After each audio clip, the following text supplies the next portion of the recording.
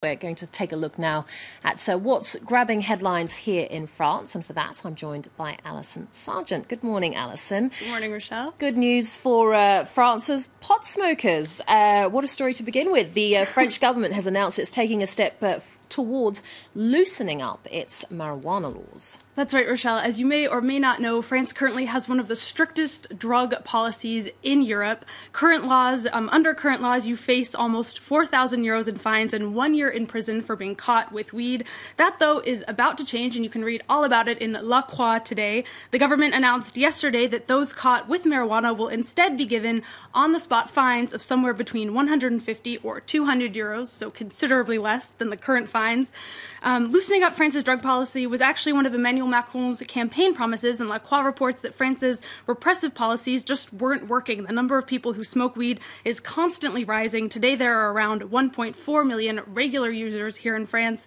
Business paper Les Echos, though, has another good reason for changing the laws. They say it's going to allow the government to save a lot of money. That's according to one think tank who told Les Echos that money will no longer be wasted arresting and prosecuting people on small drug charges. Well, the news is probably a big relief to France's 200,000 pot dealers. Right. Marijuana is a big business here in France, but it's not so much fun for the people down at the bottom of the chain. Le Monde has a big report on the lives of low-level pot dealers today. They talk about extreme stress and violence, and all of that for not a lot of money. This graphic actually shows the salaries of various jobs on the dealing pyramid. You can see it's pretty sweet at the top. You make 32,000 euros a month, well over 300,000 euros a year, but that decreases drastically as you go down. Dealers actually only get between 60 and 150 euros for a dozen hours of work. That comes down to about between 5 and 15 euros an hour. It's worth noting also that Le Monde dedicates its editorial to the subject of marijuana today. They accuse the government of being overly conservative and say that really they're just scaredy cats. They're afraid of that if they relax the laws, they'll be called too lenient. Right. Well, many newspapers are more concerned with another drug that's becoming more and more widespread in France, and that's cocaine. Right. Coke, not cannabis, is on the front page of Aujourd'hui en France, Le Parisien today. They talk about the numbers that kill, 44 deaths and hundreds of overdoses in 2016. They talk about the alarming rise in the destruction caused by the drug. And the paper says Coke is actually no longer just for elite partiers. It's actually used by all social classes, by day as well as by night, in part because the drug is what Aujourd'hui en France calls a modern magic potion. It allows you to work harder, create more, be more seductive, all of that without inhibition, without getting tired, and the paper declares a red alert on the white stuff. Well, its seductive qualities are what makes it so dangerous, sort of like another substance that some argue is also just as addictive in some ways. That's right. The cartoonist Ronson in Aujourd'hui en France is making a comparison today in this cartoon. You can see this man is saying, it seems that Coke is even more dangerous than Nutella, and these guys all want to know if maybe that means that Coke is on sale and maybe where they might be able to get it.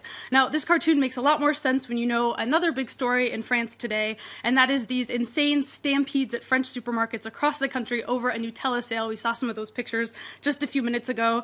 The Nutella was marked down 70% off, making a jar about €1.40. People have been literally fighting each other to get it. Aujourd'hui en France did something today that's very, very French, I think. They've actually asked an anthropologist to weigh in on the issue. She says that the scenes at supermarkets are unlike anything ever seen before in France, and she says part of it is because Nutella is a product that represents pure pleasure and that we wouldn't see this kind of excitement over pickles.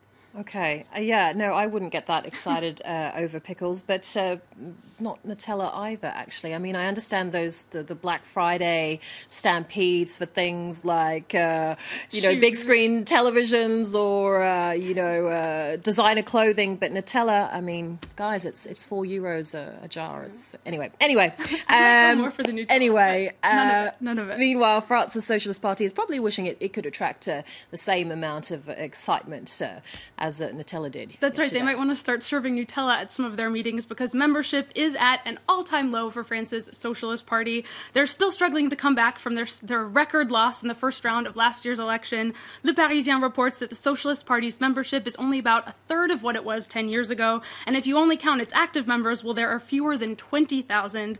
The party is gearing up for a meeting in March where they're going to elect their new leader. The deadline for candidates to declare is actually this Saturday. Saturday, but L'Opinion says there's a lot of uncertainty over who is going to take the reins of the party.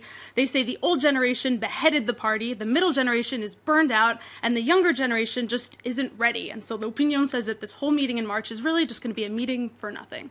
Okay. Well, finally, as the waters of the River Seine continue to rise here in Paris, there's a dire warning from a risk management specialist, Alison. Right. You can read this warning in Le Parisien aujourd'hui en France. They say the 100-year flood is going to take place. Now, when we talk about a 100-year flood, that doesn't actually mean it happens every 100 years. That means it has a 1% chance of happening every year. Paris's last great flood was in 1910. The water rose over 8 meters.